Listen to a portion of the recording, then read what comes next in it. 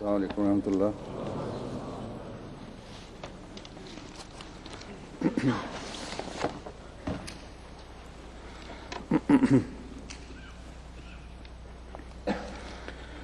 اشہد ان لا الہ الا اللہ وحدہ لا شریک لہ واشہد ان محمدا عبدہ ورسولہ. اما بعد فاعوذ باللہ من الشیطان الرجیم. بسم اللہ الرحمن الرحیم. الحمد للہ رب العالمین الرحمن الرحیم مالک یوم الدین. ایاک نعبد وإياك نستعين. اهدنا الصراط المستقيم صراط الذين أنعمت عليهم غير المغضوب عليهم ولا الضالين.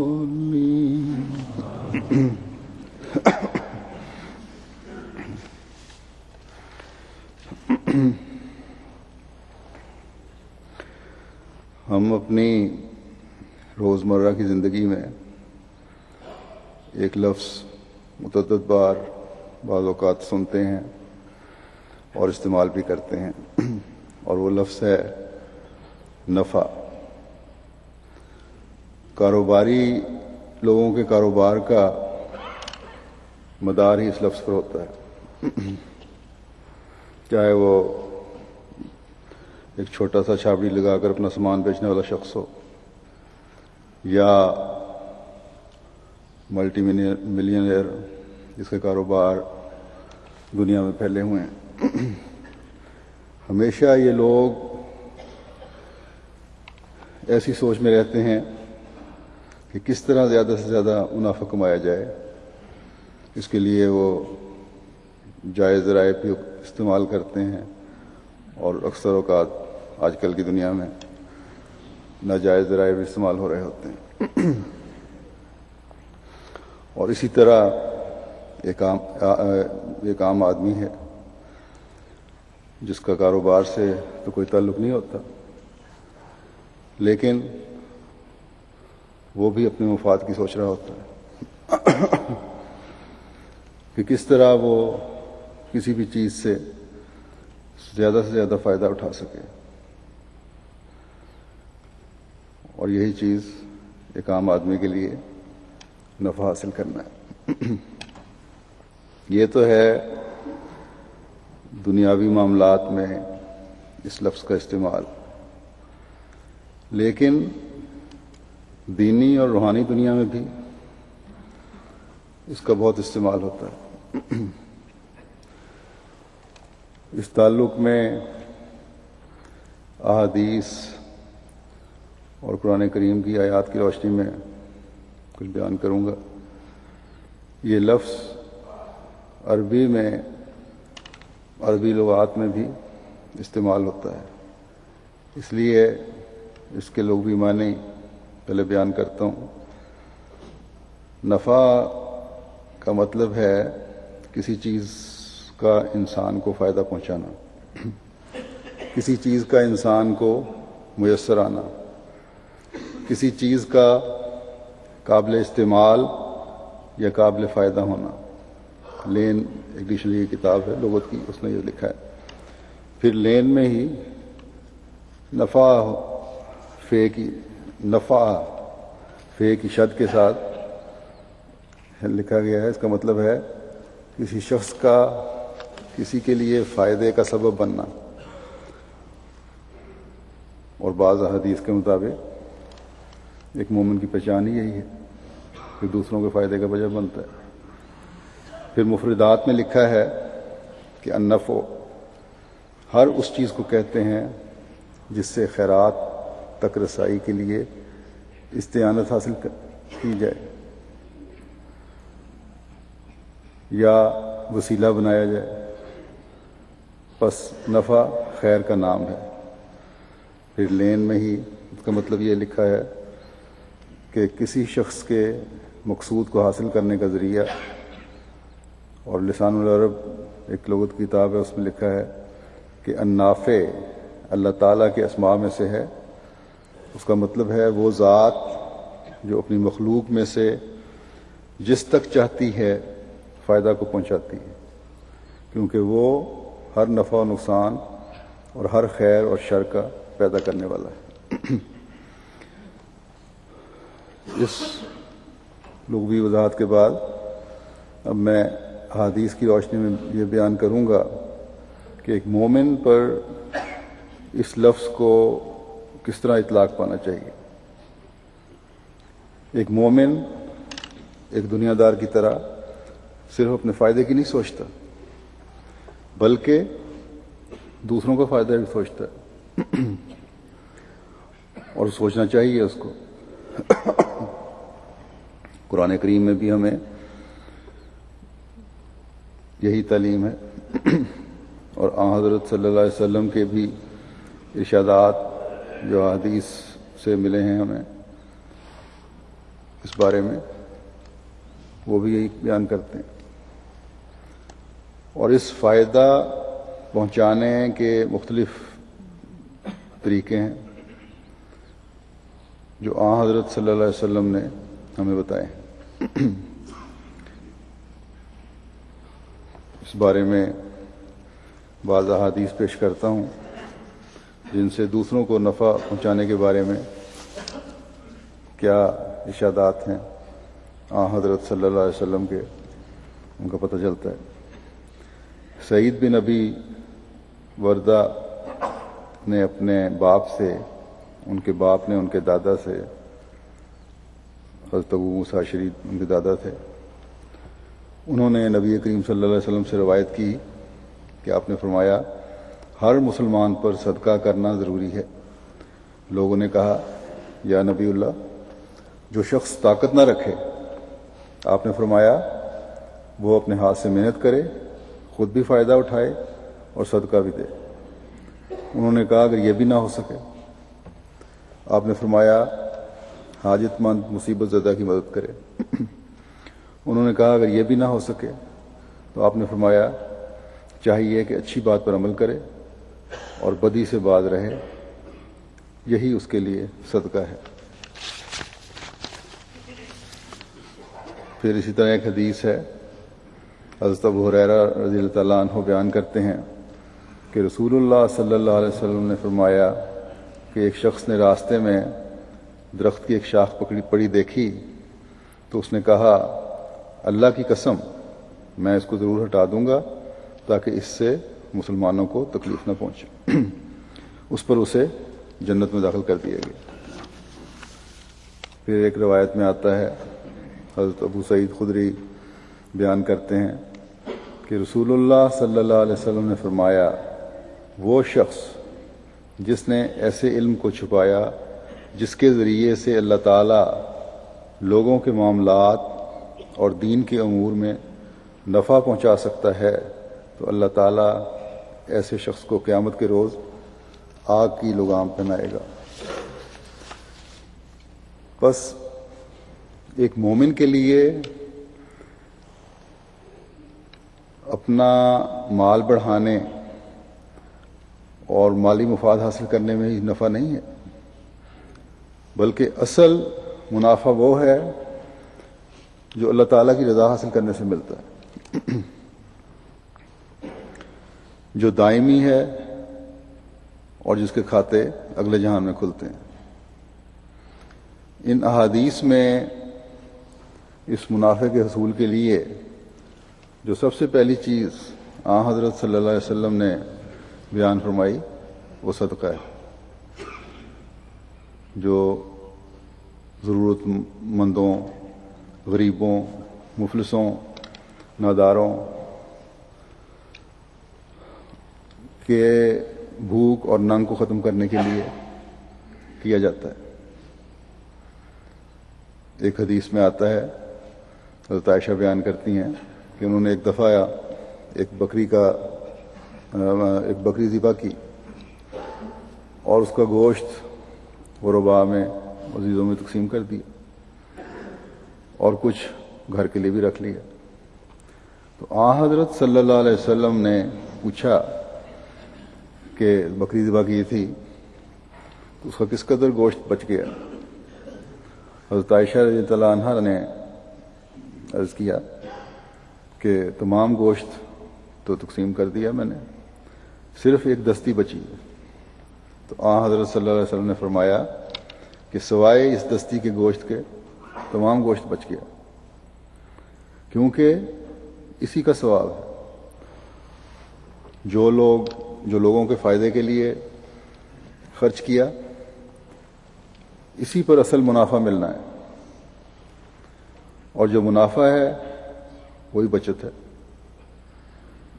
بس یہ تو انسان کامل کا نمونہ تھا، جن کو دنیاوی چیزوں سے ذرا بھی رغبت نہ تھی، اور اللہ تعالیٰ کی رضا کا حصول اصل مقصد تھا ان کا۔ ہر لمحہ ہر انسان اس مقام تک تو نہیں پہنچ سکتا، لیکن یہ اسوہ قائم کر کے ہمیں یہ سبق دیا کہ تمہیں بھی ہمیشہ غریبوں کا خیال رکھنا چاہیے، تمہارے پیش نظر بھی ہمیشہ یہ رہنا چاہیے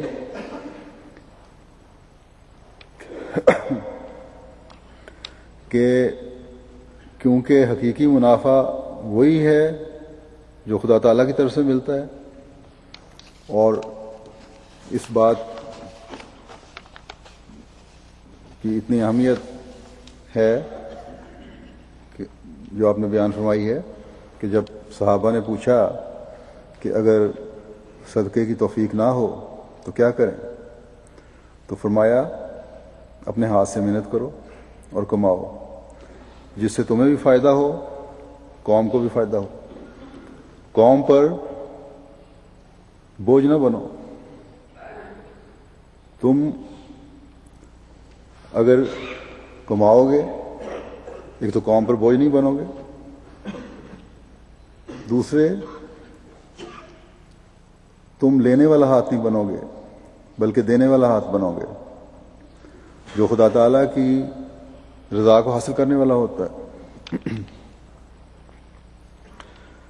یہاں مغربی ممالک میں جو حکومت سے سوشل الاؤنس لیتے ہیں، انہیں بھی اس بات پر سوچنا چاہیے کہ جس حد تک کام کر کے، چاہے کسی بھی قسم کا کام ہو، بعض دفعہ اپنی تعلیم کے مطابق کام نہیں ملتا، جو بھی کام ملے وہ کام کر کے جتنا بھی کما سکتا ہو کوئی، اس کو کمانا چاہیے، اور حکومت کے اخراجات کے بوجھ کو کم کرنا چاہیے۔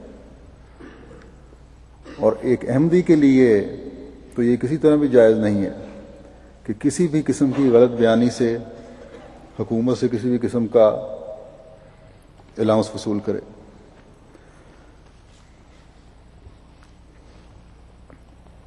اس قسم کی رقم کا حاصل کرنا نفع کا سودا نہیں بلکہ سراسر نقصان کا سودا ہے۔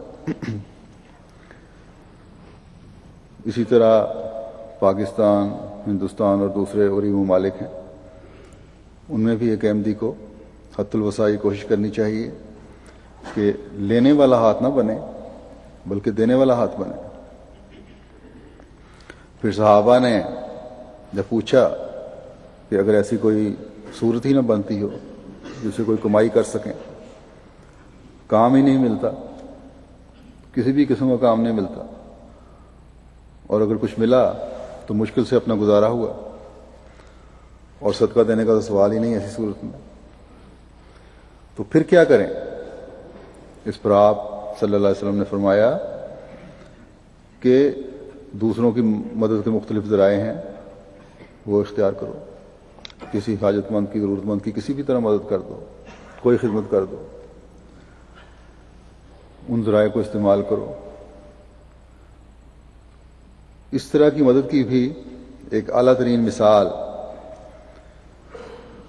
حضرت صلی اللہ علیہ وسلم نے قائم فرمائی. جب ایک بڑھیا نے، جسے آپ کے خلاف خوب بھڑکایا گیا تھا، نئی نئی آئی تھی شہر میں، اس کا سامان اٹھا کر اسے منزل مقصود تک آپ نے پہنچایا.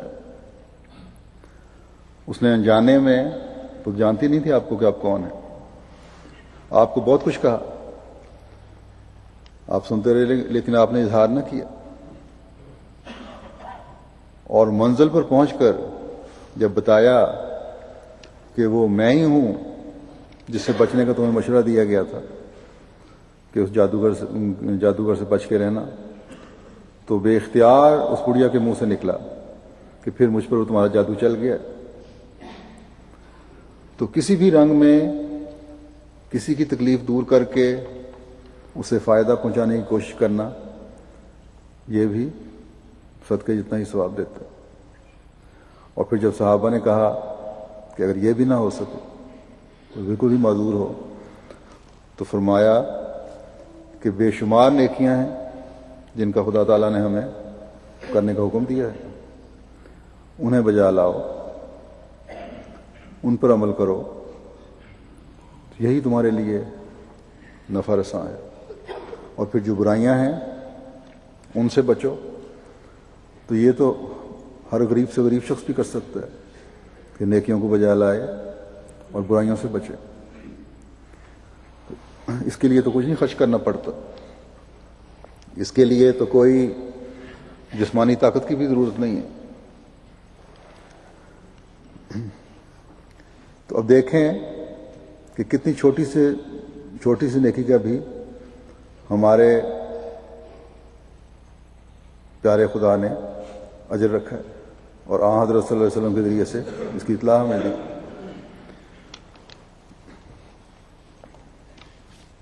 اس بارے میں بھی ایک حدیث میں ہم نے سن لیا کہ مومنوں کے راستے کی تکلیف دور کرنے کے لیے راستے سے درخت کی شاخ ہٹانے کی وجہ سے ہی اللہ تعالیٰ نے اس شخص کو جنت میں داخل کر دی. بس کس قدر منافع بخش سودے ہیں یہ کہ نیکیاں کرنے کا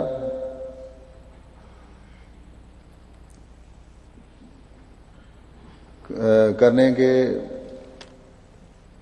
اجر میں اللہ تعالیٰ بے انتہا دیتا ہے. انسان تصور بھی نہیں کر سکتا کہ کس حد تک اللہ تعالیٰ اسے نوازتا ہے. حضرت مسیح موعود علیہ الصلوۃ والسلام فرماتے ہیں کہ انسان کے لیے دو باتیں ضروری ہیں، بدی سے بچے اور نیکی کی طرف دوڑے. اور نیکی کے دو پہلو ہوتے ہیں، ایک ترک شر، دوسرا افاضہ خیر. ایک شر کو چھوڑنا، دوسرے خیر سے فائدہ اٹھانا. ترک شر سے انسان کامل نہیں بن سکتا جب تک اس کے ساتھ افاضہ خیر نہ ہو، یعنی دوسرے کو نفع بھی پہنچائے. اس سے پتہ لگتا ہے کہ کس قدر تبدیلی کی ہے. اور یہ مدارج تب حاصل ہوتے ہیں کہ خدا تعالیٰ کی صفات پر ایمان ہو اور ان کا علم ہو. جب تک یہ بات نہ ہو انسان بدیوں سے بھی بچ نہیں سکتا.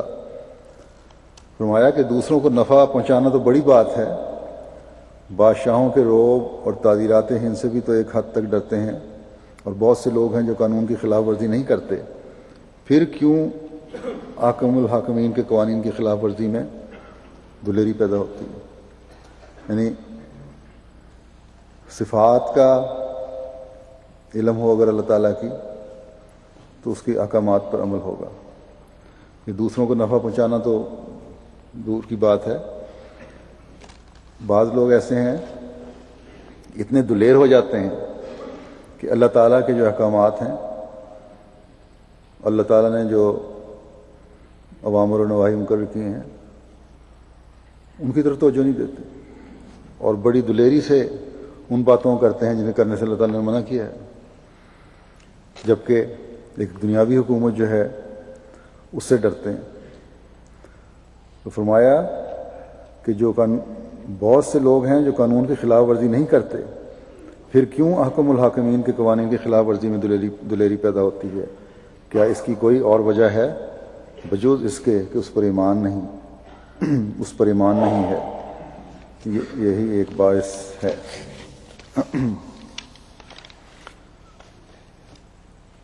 پھر دوسروں کو اپنے علم سے فائدہ پہنچانے کا بھی حکم ہے۔ حضرت صلی اللہ علیہ وسلم نے فرمایا کہ اگر علم ہے، چاہے وہ دنیاوی علم ہے یا دینی علم ہے،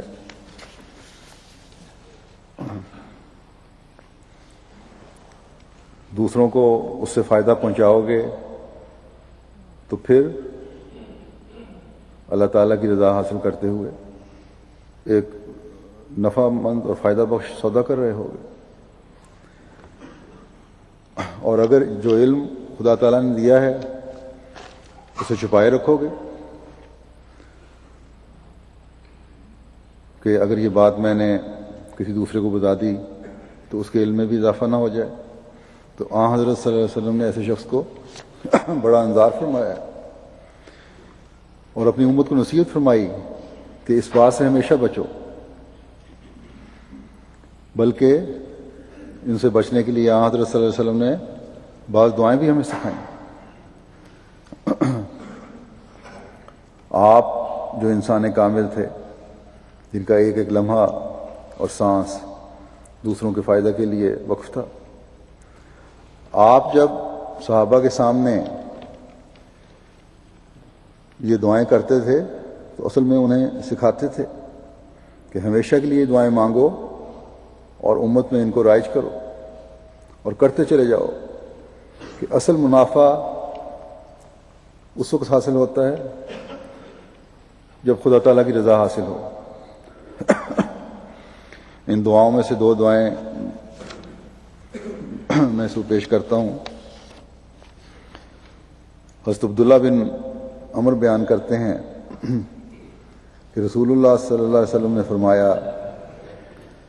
فرمایا کرتے تھے کہ اے اللہ، میں تیری پناہ طلب کرتا ہوں اس دل سے جو نہ ڈرے، اور اس دعا سے جو نہ سنی جائے، اور اس نفس سے جو سیر نہ ہو، اور اس علم سے جو فائدہ نہ دے۔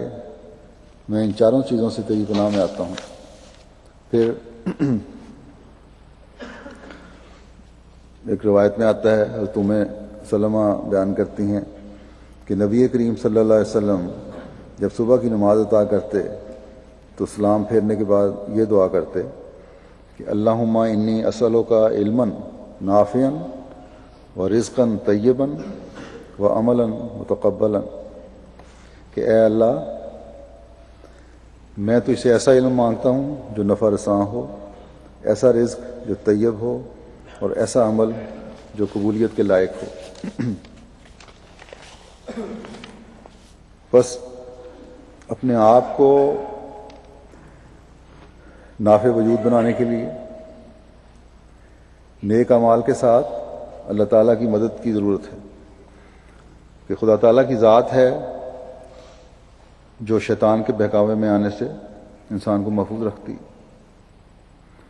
اور اللہ تعالیٰ کی مدد اس وقت شامل حال ہوتی ہے جب اس کے محبوب ترین بندے کے وسیلے سے کہ اس سے دعائیں بھی مانگی جائیں، اور یہ اس وقت ہوگا جب ہم حضرت صلی اللہ علیہ وسلم کے اسوے پر عمل کرنے کی کوشش بھی کرتے ہوں گے، اور جب یہ ہوگا تو پھر بھی ہمارا عمل منافع بخش عمل کہلائے گا۔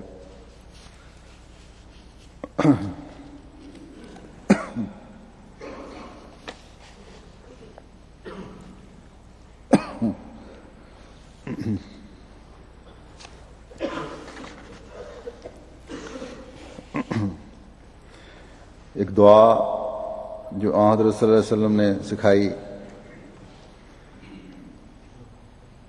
عبداللہ بن یزید الختمی انصاری روایت کرتے ہیں کہ رسول اللہ صلی اللہ علیہ وسلم اپنی دعا میں یہ الفاظ بھی فرمایا کرتے تھے کہ اے میرے اللہ مجھے اپنی محبت عطا کر اور اس شخص کی محبت عطا کر جس کی محبت مجھے تیرے حضور نفع دے۔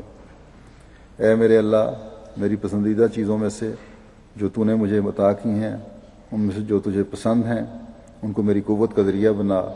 اے میرے اللہ میری پسندیدہ چیزوں میں سے جو تو نے مجھ سے دور رکھی ہیں تو ان سے مجھے فراغت عطا کر، وہ چیزیں میری محبوب بنا جو تجھے پسند ہیں۔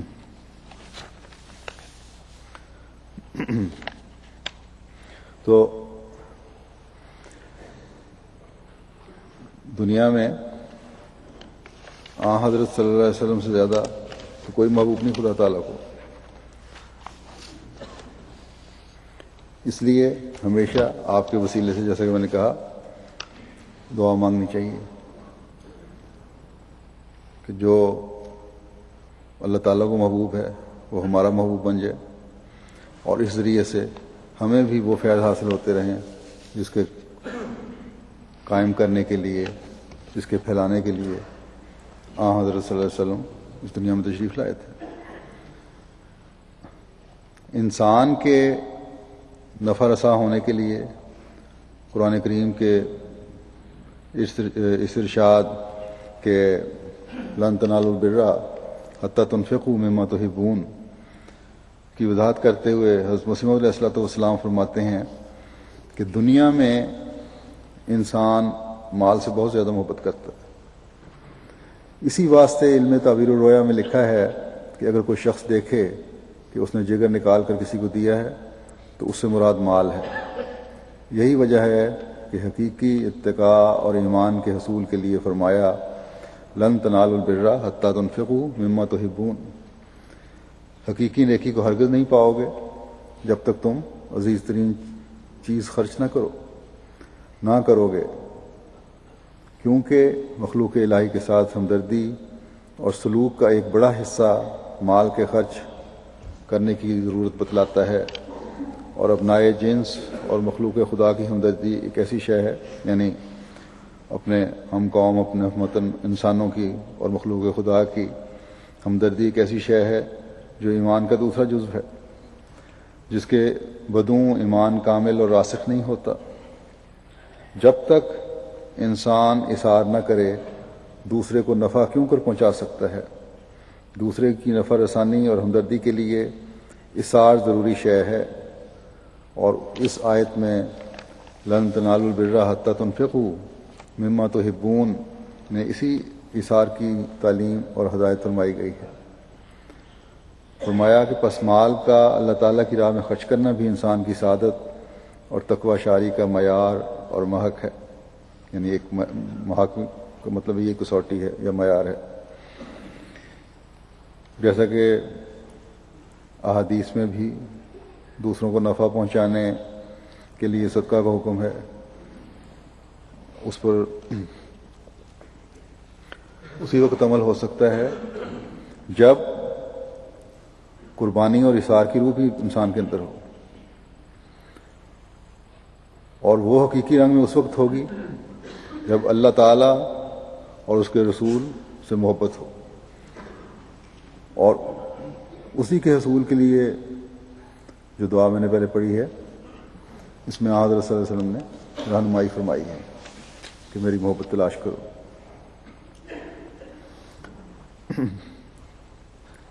نفع کے لغوی معنی بیان کرتے ہوئے میں نے بتایا تھا کہ النافع اللہ تعالیٰ کے ناموں میں سے ایک نام ہے، اور وہی ہے جو اپنی مخلوق میں سے جسے جس حد تک چاہتا ہے فائدہ اور نفع پہنچاتا ہے، وہی ہے جو نفع اور خیر کا پیدا کرنے والا ہے۔ پس انسان بھی اس وقت تک نفع حاصل کرنے والا ہے اور نفع پہنچانے والا بن سکتا ہے جب اللہ تعالیٰ کی مرضی بھی شامل حال ہو۔ اس لیے جب حضرت صلی اللہ علیہ وسلم نے اپنی امت کو یہ تلقین فرمائی کہ تم نفع رساں وجود بنو، تو ساتھ ہی اپنے عمل سے بھی اور نصیحت فرماتے ہوئے بھی یہ فرمایا کہ اللہ تعالیٰ سے ہی مدد چاہتے ہوئے نافع وجود بننے کی کوشش کرو، کیونکہ حقیقی ذات، نافع ذات جو ہے وہ خدا تعالیٰ کی ذات ہی ہے، جس کا رنگ اس کے بندے اپنی اپنی استعدادوں کے مطابق اپنے پر چڑھانے کی کوشش کرتے ہیں۔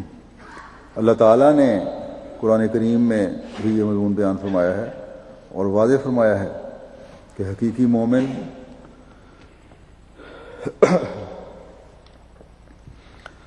کو حقیقی نفع میری ذات سے ہی مل سکتا ہے، اس لیے میرے آگے جھکو اور ہر لمحہ مجھے یاد رکھو اور مجھے پکارو۔ قرآن کریم میں مختلف جگہ پر یہ مضمون بیان ہوا ہے، متعدد جگہ پر۔ اس جگہ اللہ تعالیٰ فرماتا ہے کہ قالا افتعبدون من دون اللہ ما لا ینفعکم شیئا، کہ اس نے کہا کہ کیا تم اللہ کے سوا اس کی عبادت کرتے ہو جو نہ تمہیں ذرا بھر فائدہ پہنچا سکتا ہے، ولا یضرکم، اور نہ تمہیں کوئی نقصان پہنچا سکتا ہے۔ بس اللہ تعالیٰ کی ذات ہی ہے جو فائدہ دینے والی ہے، دنیا میں بھی اور آخرت میں بھی۔ بعض شرک تو ظاہری ہوتے ہیں، بتوں کی پوجا کرتے ہیں لوگ، یہ شرک کرتے ہیں، جو مشرکین تھے وہ کیا کرتے تھے اس زمانے میں بھی، آج کل بھی ہیں بتوں کی پوجا کرنے والے جو خود ہاتھوں سے بنائے ہوئے ہیں، جو نہ ہی کسی قسم کا نفع دے سکتے ہیں نہ کسی قسم کا نقصان پہنچا سکتے ہیں۔ اور یہ شرک جو ہے ظاہری شرک، یہ تو ہر ایک کو نظر آ رہا ہوتا ہے۔ بعض مخفی شرک بھی ہوتے ہیں،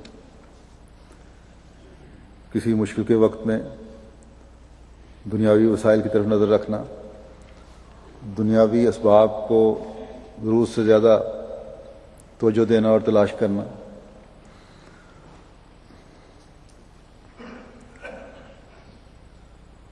افسروں کی بے جا خوشامد کرنا، حالانکہ اگر اللہ تعالیٰ کی مرضی نہ ہو تو یہ دنیاوی اسباب جو ہیں یہ کچھ بھی نہیں کر سکتے۔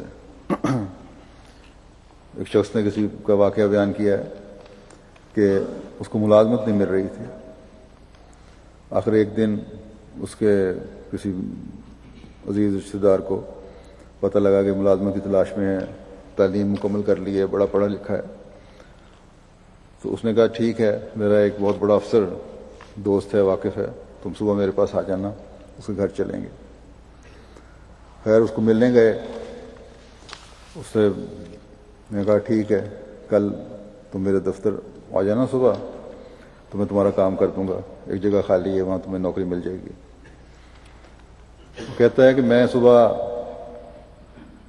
سائیکل پر دفتر پہ گیا تو گیٹ بند تھا، چوکیدار نے کہا کہ کیوں؟ میں نے کہا فلاں صاحب نے مجھے کہا ہے اس لیے میں آیا ہوں ان کو ملنے کے لیے، اور بڑا رعب سے اور فخر سے بات کی چوکیدار سے، اس لیے راستہ دے دو مجھے، گیٹ کھول دو۔ تو چوکیدار نے بتایا کہ ان صاحب کو تو صبح دفتر آنے سے پہلے ہارٹ اٹیک ہوا اور فوت ہو چکے ہیں۔ تو یہ جو خدا کے علاوہ دوسروں پہ انحصار کرتے ہیں، تو اس طرح اللہ تعالیٰ ان کے یہ زوم توڑ دیتا ہے۔ تو سخت مایوس ہو کے کہتا میں واپس آیا۔ تو جب بھی انسانوں کو خدا بنایا جاتا ہے تو یہ حال ہوتا ہے۔ تو اللہ تعالیٰ فرماتا ہے کہ اگر حقیقت میں میری طرف رجوع کرو تو میں ہی ہوں جو تمہیں نفع پہنچانے والا ہوں، تمہارے فائدے کام کرنے والا ہوں، تمہیں ہر چیز میسر کروانے والا ہوں، ہر چیز دینے والا ہوں۔ ایک جگہ فرمایا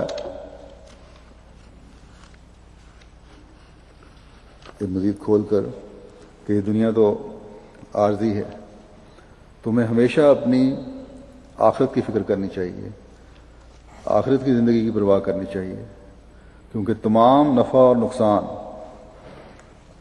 آخرت میں ظاہر ہو کر سامنے آنے والا ہے. جیسا کہ فرماتا ہے یوم لا ينفع مال ولا بنون الا من اتى اللہ بقلب سلیم، کہ جس دن نہ کوئی مال فائدہ دے گا اور نہ بیٹے، مگر وہی فائدہ میں رہے گا جو اللہ تعالیٰ کے حضور قلب سلیم اطاعت شعار دل کے ساتھ حاضر ہوگا. بس فرمایا کہ اگر اللہ تعالیٰ کی عبادت نہیں اور جو اس نے نیکیاں بتائی ہیں ان پر عمل نہیں تو مال اور اولاد پر خوش نہ ہو، یہ کسی کام نہیں آئیں گے. خدا تعالیٰ یہ نہیں پوچھے گا کہ کتنا مال چھوڑ کر آئے ہو، نہ ہی یہ پوچھے گا کہ کتنی اولاد چھوڑی ہے. کام آئیں گی تو اپنی نیکیاں. اور جیسا کہ حدیث میں بیان ہوا ہے، حضرت صلی اللہ علیہ وسلم نے فرمایا کہ ایک درخت کی شاخ راستے سے ہٹانے کی وجہ سے اللہ تعالیٰ نے اس کو بخش دیا اور جنت میں داخل کر دیا. ہاں اگر اولاد کام آ سکتی ہے تو وہ اولاد جو نیکیوں پر قائم ہو، جو ان نیکیوں کو جاری رکھنے والی ہو جو ماں باپ نے کی تھی. تو ان بچوں کی نیکیاں جو ہیں آخرت میں والدین کو لمحہ بلمحہ نفع دیتی رہتی ہیں، ان کے فائدہ پہنچاتی رہتی ہیں. بس اللہ تعالیٰ فرماتا ہے کہ ایک اطاعت شعار دل لے کر حاضر ہوگے تو یہی تمہارا اصل منافع ہے. وہ دل لے کر حاضر ہوگے جو دنیا میں تمام زندگی اللہ تعالیٰ کی عبادت کی طرف توجہ دیتا رہا. تو یہی حقیقی مقصد ہے انسان کی پیدائش کا. تو ایسا دل لے کر جاؤ گے تو اللہ تعالیٰ کی رضا حاصل کرو گے. اگر ایسا دل لے کر جاؤ گے جو حقوق العباد کرتا رہا تو تبھی اس نافع ذات کی صفت نافع سے فیض پاؤ گے. لغت کے مطابق قلب سلیم وہ دل ہے جو مکمل طور پر غیر اللہ کی ہر قسم کی ملونی سے پاک ہو. پھر اس کا ایک یہ مطلب بھی ہے کہ ایمان کی کمزوری سے بالکل پاک ہو، پھر ہر قسم کے دھوکے سے پاک ہو، کسی کو نقصان پہنچانے کے ارادے سے بھی پاک ہو،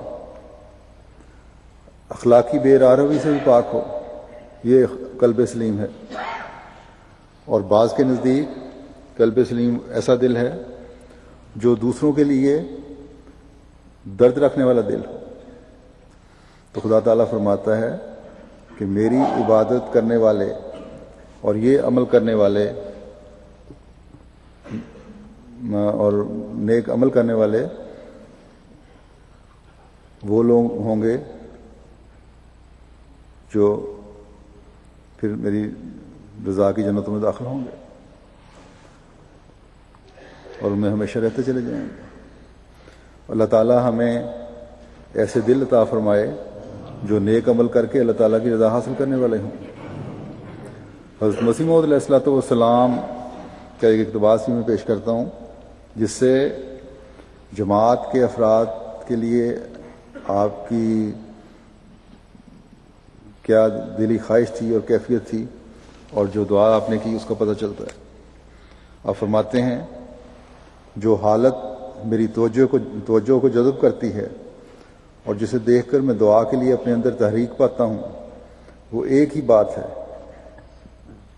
کہ میں کسی شخص کی نسبت معلوم کر لوں کہ یہ خدمت دین کے سزاوار ہے اور اس کا وجود خدا تعالیٰ کے لیے، خدا کے رسول کے لیے، خدا کی کتاب کے لیے اور خدا کے بندوں کے لیے نافع ہے. ایسے شخص کو جو درد و الم پہنچے وہ در حقیقت مجھے پہنچتا ہے۔ پھر فرمایا ہمارے دوستوں کو چاہیے کہ وہ اپنے دلوں میں خدمت دین کی نیت باندھ لیں، جس طرز اور جس رنگ کی خدمت جس سے بن پڑے کرے۔ پھر فرمایا میں سچ سچ کہتا ہوں کہ خدا تعالیٰ کے نزدیک اس شخص کی قدر و منزلت ہے جو دین کا خادم ہے اور نافع الناس بھی ہے، ورنہ وہ کچھ پرواہ نہیں کرتا کہ لوگ کتوں اور بھیڑوں کی موت مر جائیں۔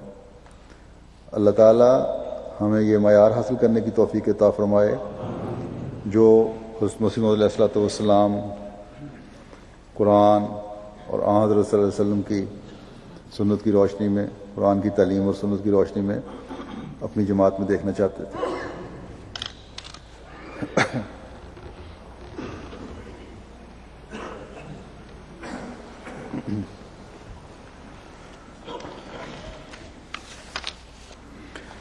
الحمد